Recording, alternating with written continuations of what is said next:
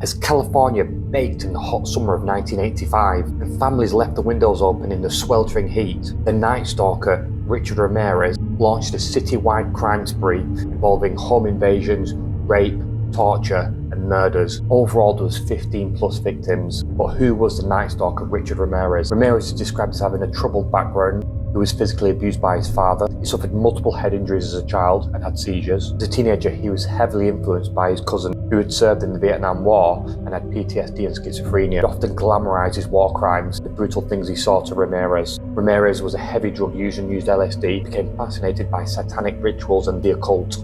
Between March and August 1985, whilst families slept, Ramirez would enter the homes through unlocked windows and would essentially wipe out the whole family. His victims were the young and the old, any gender and from any background, who would enter the house with machetes, tire iron, sometimes a claw hammer, a rope to strangle people, even proceeded to stomp one woman to death in her sleep, who would murder, torture, humiliate the families. A breakthrough was made in the case when a distinctive footprint was found. This was led back to Richard Ramirez. After being identified, he was chased and beaten in the streets and detained by residents in Los Angeles. At his trial in 1988, Ramirez was found guilty of 13 counts of murder, 5 counts of attempted murder, 11 sexual assaults and 14 burglaries, and he subsequently sentenced to death. After decades of being on death row, in June 2013, Ramirez dies of complications of B-cell lymphoma. He was 53 at the time.